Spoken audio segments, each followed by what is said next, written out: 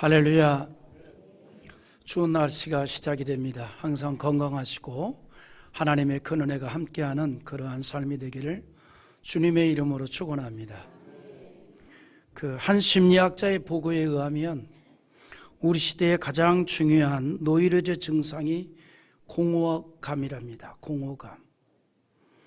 사람들의 마음속에 늘 공허함을 느끼고 살아가고 있다는 거죠. 겉으로 볼 때는 성공한 것 같고 잘 살고 있는 것 같고, 그런데 무언가 비어있는 것 같은 공허함 때문에 사람들의 마음이 평안하지 못하다는 겁니다. 그래서 일반적인 인식은 공허함에 대해서 유의하지 못한 것으로 여기죠. 그래서 어떻게 해서든지 그거를 메꾸어 보려고 하는 거 아닙니까? 떨구어 보려고. 그런데 그에 반하여서 실존주의 철학은 공허함에 대한 인식이 다릅니다. 실존주의 철학자들은 외로움은 인간의 삶에서 필연적으로 느낄 수밖에 없는 본질적인 문제를 규정을 하면서 인간의 공허함이 오히려 삶의 목표와 의미를 찾는 일에 집중하게 할 수 있다라는 얘기를 합니다. 우리는 일반적으로 보편적인 사람들의 생각은 공허함을 갖지 말라, 그걸 극복해라, 그렇게 얘기하는데, 그래서 공허함 자체를 우리가 긍정으로 인식하는 게 아니라 부정으로 인식하지만 실존주의 철학자들은 오히려 긍정으로 여긴다는 거죠. 그것 때문에 어떤 새로운 목표를 찾아가는 계기가 되기 때문이라는 거예요. 그래서 불교나 동양 철학에서도 인간의 공허함을 긍정으로 말합니다. 이 공허함을 인간적 욕심이나 물질적 탐심 등을 내려놓고 비우는 수행의 과정으로 보는 거죠. 그러니까 여러분, 이 불교의 안이불이 뭐냐면 내 속을 공허하게 만드는 거예요. 내 속에 있는 걸 다 드러내는 거예요. 그러나 일반적으로 사람들의 마음에 공허함이 크게 작용을 하게 되면 어떤 일에 대한 의욕이나 열정이 상실되죠. 무기력한 상태가 되기도 합니다. 공허함이 깊어지고 길어지면 그래서 허망함이 됩니다. 모든 것이 의미가 없다라고 생각하죠. 간혹 그런 경험을 할 때가 있잖아요. 공허함이 찾아왔다가 그게 좀 더 크게 작용을 하게 되면 의욕도 없어지고 열정도 상실되고 무기력증에 빠지게 되고, 모든 게 허망하구나, 이런 생각을 갖기도 하죠. 그런데 그게 우리만의 문제가 아니라 정말 모든 걸 다 가진 솔로몬 왕도 그런 심리적 경험을 했다는 거죠. 그는 하나님이 주신 지혜를 통해서 이스라엘을 경제 강국과 군사 강국으로 세운 위대한 왕입니다. 수많은 나라의 왕이 솔로몬의 지혜에 대해서 감탄을 하였고, 그 지혜를 얻기 위해서 많은 예물을 가지고 찾아왔습니다. 그것만이 아니죠. 주변 나라의 왕들이 솔로몬이 통치하는 이스라엘과 국교를 맺기를 원했고, 정치적으로 안정적인 관계를 유지하기 위해서 자기의 딸, 즉 공주를 솔로몬의 부인으로 보냅니다. 그래서 정략적 결혼을 하기까지 합니다. 솔로몬은 한 시대의 가장 지혜로운 통치자였고 가장 부귀와 영화를 누린 왕이었으며 주변에 있는 모든 왕들이 부러워하는 그러한 사람이었습니다. 그처럼 모든 것을 가졌지만 그는 노년에 생각해 보니 이렇게 얘기합니다. 허망하다, 허망하다. 그래서 그가 뭐라고 얘기하느냐면 헛되고 헛되도다, 모든 것이 헛되도다. 이 이야기를 하면서 세상의 헛됨과 허망함을 얘기합니다. 그런데 그는 거기서 끝나지 않았다는 거죠. 이게 중요한 거예요.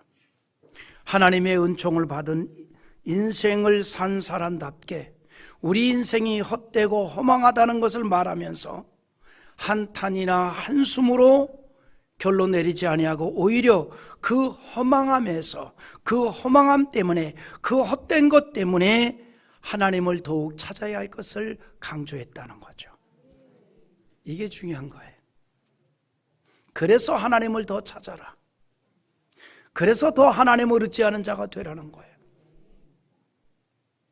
만일 아무것도 가져보지 못한 사람이 이 말을 한다면 크게 공감되지 않았을 거예요. 그러나 솔로몬은 모든 나라의 왕들이 부러워할 정도의 지혜와 통치력을 지닌 왕이었고, 실제적으로 가장 그 이스라엘 통치 역사 중에 강한 나라를 만든 왕이었습니다. 부귀와 영화를 가장 많이 누리는 왕이었습니다. 그런데 그가 말합니다. 허망하다, 헛되다, 인생이 그렇다. 그래서 하나님을 찾는 것이 지혜로운 일이다. 그 얘기를 하는 거예요. 전도서 12장 13절에 이런 말을 해요. 이 일의 결국을 다 들었으니 하나님을 경외하고 그의 명령들을 지킬지어다. 이것이 모든 사람의 본분이니라. 사실 이것은요, 하나님을 경외하고 그 명령을 지키는 게 하나님을 위해서가 아니라 우리 자신을 위함이, 나를 위해서. 우리 인생의 모든 사람이 다 부러워할 정도로 많은 것을 가져도 그것이 전부가 아니라는 거죠. 모든 사람이 다 공허함을 경험하였듯이 우리가 예수를 믿어도 허망함을 느낄 수 있습니다. 그러나 우리는 그 상태에서 하나님을 찾는 신앙 도약의 기회로 삼는다, 이 말이에요. 이게 신앙적 지혜예요. 어떻게 하면 우리가 그렇게 될 수 있을까? 예수의 기쁨으로 충만하면 그렇게 되어집니다. 달라집니다. 그래서 예수님께서 제자들을 위해서 기도하실 때 무슨 기도를 했냐면, 예수님의 기쁨이 제자들에게 가득하기를 위해서 기도했습니다. 그게 오늘 본문의 내용이에요. 우리 13절 한번 읽어보겠습니다. 지금 내가 아버지께로 가오니 내가 이 세상에서 이 말을 하옵는 것은 그들로 내 기쁨을 그들 안에 충만히 가지게 하려 함이니이다. 지금 내가 아버지께로 가오니 그래요. 무슨 말이냐면, 지금까지는 제자들과 함께 있었지만 이제는 떠날 때가 되었다는 겁니다. 물론 천국에서 다시 만나겠지만 그러나 잠시 동안은 헤어져야 한다는 거죠. 그 순간에 예수님은 제자들이 주님이 가졌던 그 기쁨으로 충만한 자들이 되기를 기대했던 거예요. 그걸 원했던 겁니다. 여러분, 요한복음 17장은 예수님의 기도인데, 이 예수님의 기도의 이 내용은 이 땅을 떠나시는 예수님께서 제자들을 위한 마지막 기도였습니다. 그 기도는 어떤 기도보다도 간절한 기도였고 사랑이 가득 담긴 기도였습니다. 우리가 이런 걸 생각합니다. 내가 내 자녀를 위해서, 또 내가 아끼는 사람을 위해서 이 세상에서 마지막 기도를 한다면 여러분은 어떤 기도를 할 거예요? 무슨 기도를 하겠습니까? 마지막 기도를 한다면 어떤 기도를 하겠느냐, 이 말이죠. 지금 예수님께서는 제자들과 떠납니다. 그래서 제자들을 위한 마지막 기도를 하고 계시는 거예요. 그런데 예수님께서 기도 중에 제자들에게 이런 표현을 합니다. 저들은 아버지의 것이고 아버지께서 내게 맡겨준 자들이었습니다. 그래서 내가 저들을 잘 양육을 했고 이제는 다시 떠나게 되니 아버지의 것이니 아버지가 책임져 주옵소서. 9절 한번 또 읽어볼까요? 내가 그들을 위하여 비옵나니 내가 비옵는 것은 세상을 위함이 아니요 내게 주신 자들을 위함이니이다. 그들은 아버지의 것이로소이다. 예수님의 기도에서 우리의 신분을 보장합니다.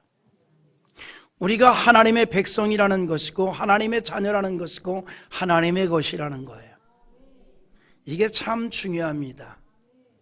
왜 중요하냐? 하나님의 사랑을 받는 존재가 되었다는 겁니다. 우리는 하나님의 사랑받는 존재입니다. 우리가 구약의 역사를 봅니다. 이스라엘의 역사를 봅니다. 하나님의 백성이죠. 하나님의 자녀죠. 하나님의 사랑을 받는 민족입니다. 그래서 그들이 하나님의 자녀라는 것, 하나님의 사랑받는 것이 얼마나 귀하고 가치 있는 것인가를 우리에게 알려주었습니다. 한때 그들이 애굽에서 종으로 지냅니다. 하나님의 사랑이 그들을 살핍니다. 애굽에서 고통을 당하고 있었던 이스라엘 백성들의 신음소리를 들으셨고 반응을 하셨던 거예요. 신음소리를 들으셨고 반응을 했다는 겁니다.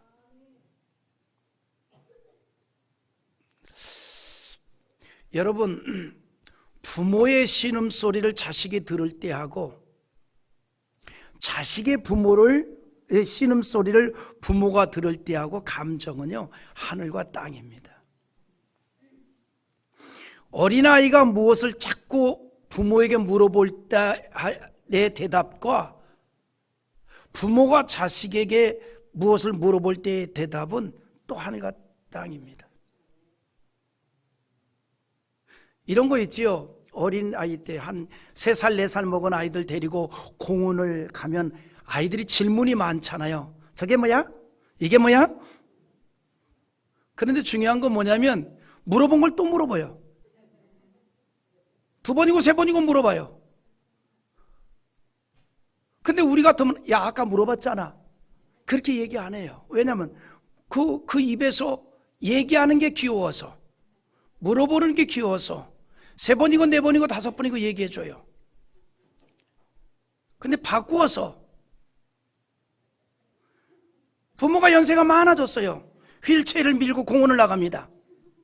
약간의 치매기가 있어요. 저건 뭐냐? 아, 이겁니다. 조금이다. 저것도 뭐냐?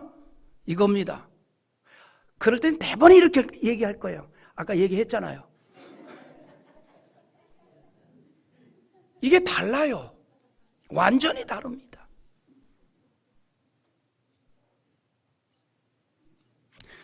제가 설교 중간에 똑같은 얘기를 하면요, 한 2주 전에 했던 예화를 쓰면 저거 했는데. 근데 은혜 있는 사람은 10번 들어도 은혜 된다 그래요. 아멘 했겠다. 이게 달라요. 하나님의 자녀가 되었다는 게 이런 놀라움이 있습니다. 끝없는 하나님의 사랑을 받는다는 거예요. 이스라엘의 역사가 그걸 우리에게 보여주고 있습니다. 그들의 신음소리, 애굽에서 고통당하던 신음소리를 들었었어요. 그리고 반응을 합니다. 그리고 애굽의 권세에서 이끌어내셨습니다. 그들을 고통의 자리에서 이끌어내신 것은 그들이 하나님의 백성이었기 때문입니다. 출애굽기 6장 7절 한번 같이 읽어보겠습니다. 너희를 내 백성으로 삼고 나는 너희의 하나님이 되리니 나는 애굽 사람의 무거운 짐에 너희를 빼낸 너희의 하나님 여호와인 줄 너희가 알지라. 하나님의 백성이고 하나님의 자녀이기 때문에 하나님은 그들의 고통으로 인하여 부르짖는 소리에 반응을 했다는 겁니다. 이 같은 하나님의 사랑이 구원받은 모든 사람들에게 내려지고 있음을 여러분 믿으시기 바랍니다. 예수님께서 탕자의 비유를 통해서 하나님의 사랑에 대한 것을 말씀합니다. 탕자의 비유에서 강조되는 것 2가지가 있어요. 첫째는 탕자가 집으로 돌아왔다는 것이고, 2번째는 아버지는 항상 그를 사랑하고 있다는 거예요. 탕자가 집을 떠나기 전에 그의 집에 대한 생각은 오로지 한 가지입니다. 속박.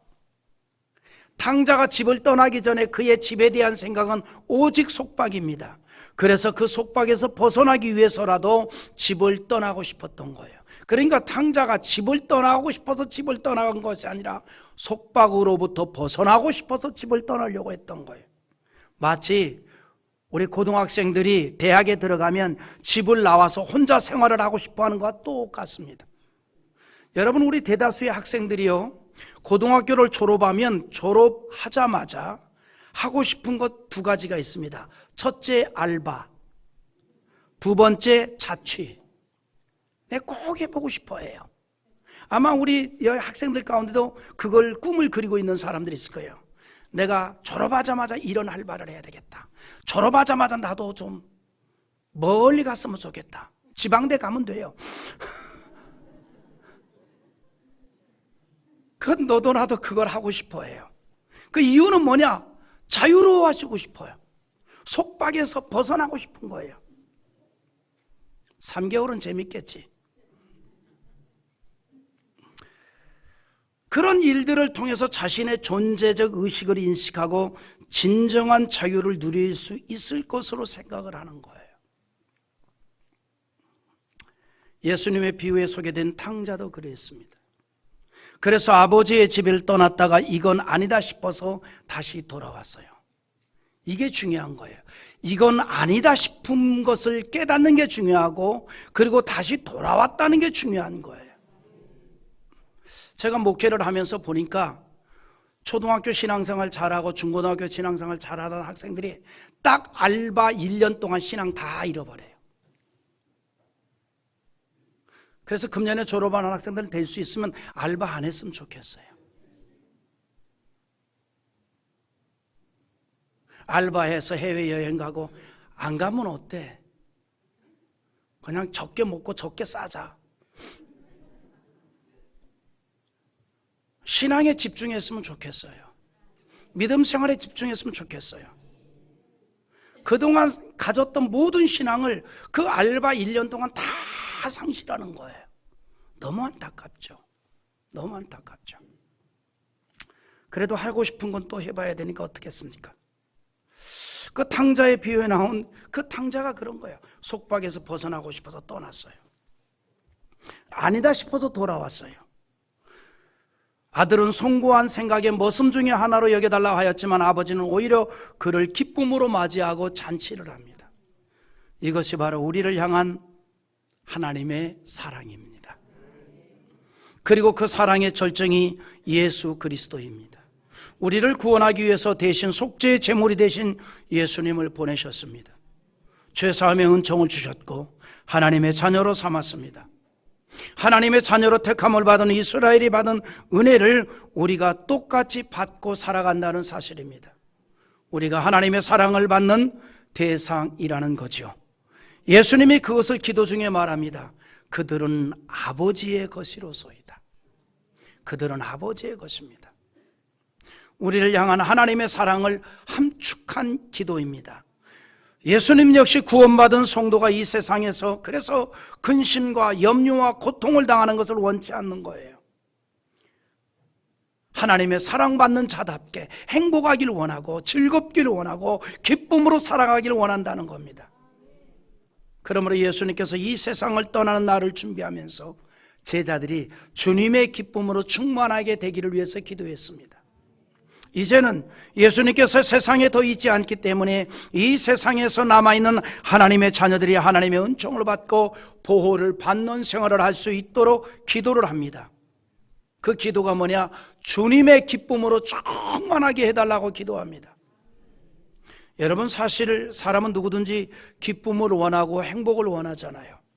슬픔과 고통과 절망과 불행과 허탈과 공허함과 우울함을 원하는 사람 아무도 없습니다.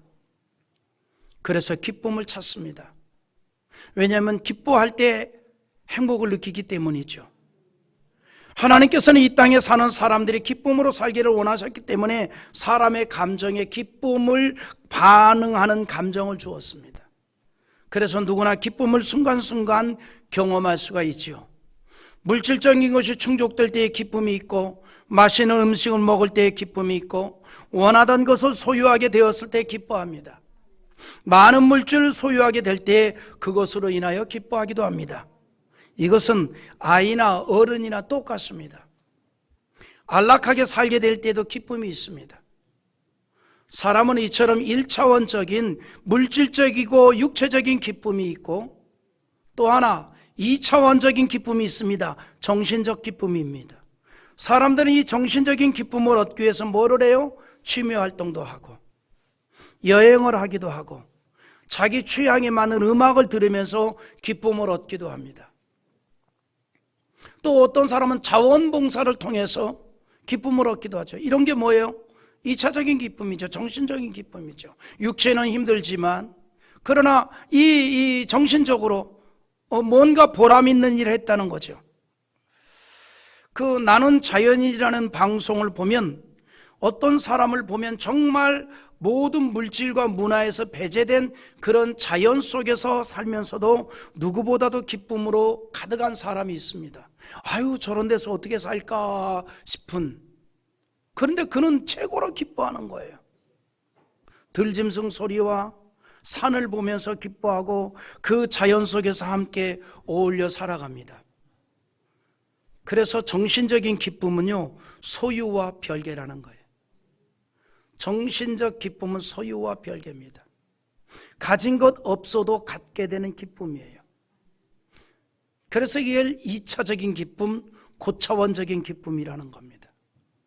그런데 사람이 경험하는 기쁨은 이처럼 육체적인 기쁨과 정신적인 기쁨이 있지만 그런 거를 초월하는 3차원적인 기쁨이 있습니다. 바로 영적인 기쁨입니다. 영적인 기쁨. 이 기쁨은 모든 사람이 느끼는 기쁨이 아니라 하나님의 백성이 경험하는 기쁨입니다. 성령의 내주하심과 하나님의 말씀의 감동을 통해서 얻게 되는 영적인 기쁨, 세상의 모든 것을 다 얻은 것 같은 그 기쁨, 하나님의 자녀가 얻을 수 있는 기쁨입니다.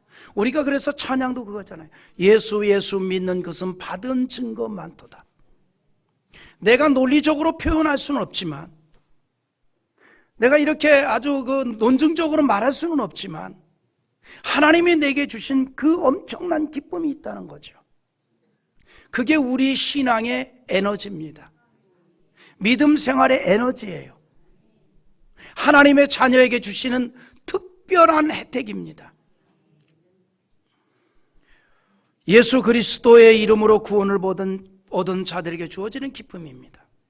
이것이 바로 영적인 기쁨이요, 신앙의 기쁨입니다. 오직 구원받은 하나님의 자녀들이 성령으로 경험하는 기쁨이라는 것이죠. 그래서 성령의 열매 가운데 희락이 있습니다. 희락. 갈라디아 5장 22절에 오직 성령의 열매는 사랑과 희락과 화평과 오래 참음과 자비와 양선과 충성이라 그랬어요. 성령으로 충만하면 희락이 넘치게 된다는 거죠. 그래서 여러분 이런 거 있잖아요. 살다 보면 짜증날 때가 있지 않습니까? 근데 여러분 짜증도 습관입니다. 습관이 인격이 돼요. 그러니까 자꾸 짜증이 나면 예수 믿는 사람들은 기도하세요. 은혜를 사모하세요. 성령 충만하세요. 성령의 열매 가운데 희락이 있단 말이죠. 할렐루야. 혹시 이 자리에 나도 모르게 짜증이 많이 난다, 왜 갱년기인가? 하긴 뭐 여자분들 갱년기 때 남자들 조심하십시오. 어떤 분이 진짜 한 말이에요. 갑자기 계란 후라이를 부치는데 갑자기 화가 팍 올랐는데 이걸로 남편 한 대 딱 때리고 싶은 마음이 여기까지 올라왔대요. 이야, 이거 무기예요. 계란 후라이 할 때 꼭 안방에 들어가 계십시오.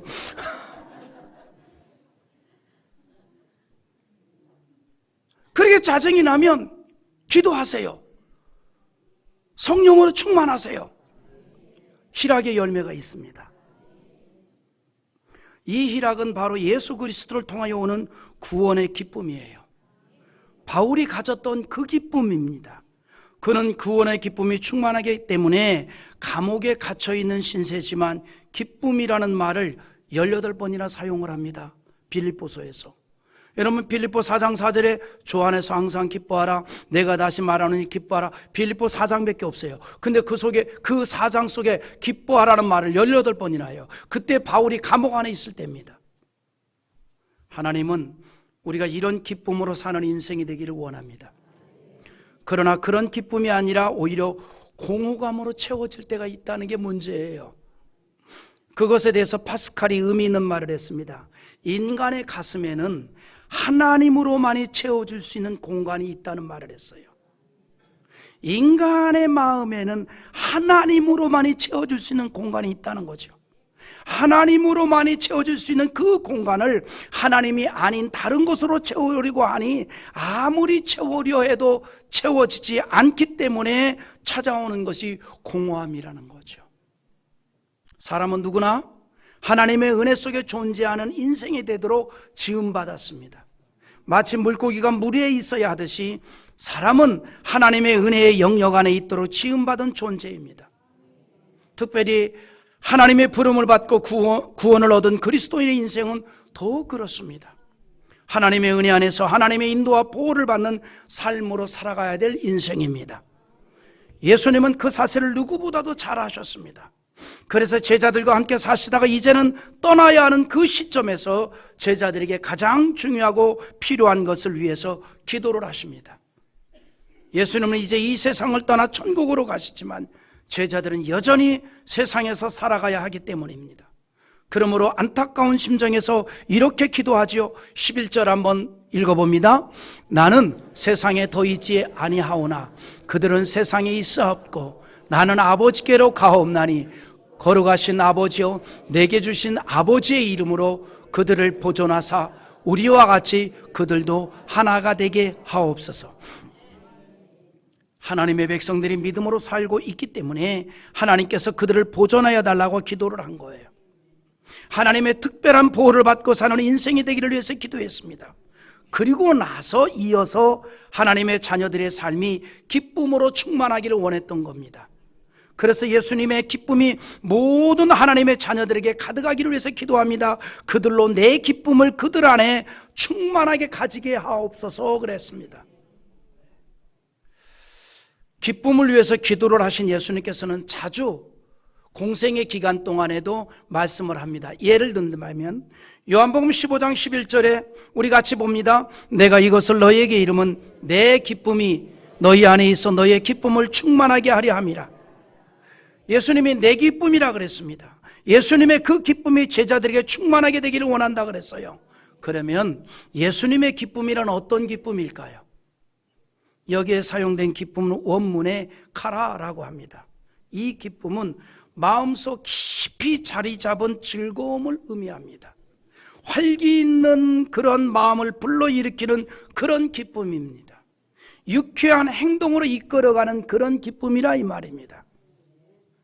예수님의 이 기쁨은 환경이나 내적으로 이루어진 것이 아니라 하나님으로부터 주어진 기쁨입니다. 성령으로 이루어진 기쁨입니다. 하나님의 은혜 안에 있는 기쁨입니다. 이 기쁨은 십자가의 고난도 능히 감당하게 할 수 있도록 한 기쁨이라는 거죠. 그 기쁨이 십자가의 고난도 극복할 수가 있었던 거예요. 예수님은 우리에게 그런 기쁨이 충만하기를 원했고 그래서 그것을 위해서 기도를 하였습니다. 그리고 그 기도대로 우리가 믿음을 가지고 신앙으로 살면 성령이 내주하는 가운데 주님의 기쁨으로 가득하게 채워지는 은혜가 있습니다. 신앙에 있어서 유쾌한 행동으로 이끌어가 주신다는 거죠. 그러므로 사도 바울은 축복을 하면서 로마서 15장 13절에서 이렇게 말하죠. 우리 마지막으로 한번 같이 읽어봅니다. 소망의 하나님이 모든 기쁨과 평강을 믿음 안에서 너에게 충만하게 하사 성령의 능력으로 소망에 넘치게 하시기를 원하노라. 아멘. 할렐루야. 여러분, 주님의 기쁨이 가득하게 되면요, 스데반 집사와 같이 순교를 당하면서도 평안할 수가 있게 되고 주님의 충성된 일꾼으로 즐겁게 헌신을 하게 됩니다. 감당하기 힘든 고난 가운데서도 감사를 고백하며 능히 극복하게 된다는 거죠. 그래서 우리가 그 기쁨, 예수님의 기쁨으로 가득하게 채워진 것이 은혜인 줄 믿습니다. 다음 주 우리 추수감사절을 맞이하는데 우리 감사절을 맞이하는 우리 모두에게 그 예수님의 기쁨이 가득하기를 원합니다. 그래서 모든 신앙에서도 승리자 되기를 바라고 주님이 가장 칭찬받는, 주님으로부터 가장 인정받는 신앙의 사람으로 세워질 수 있는 그런 교회가 될 수 있기를 주님의 이름으로 축원합니다.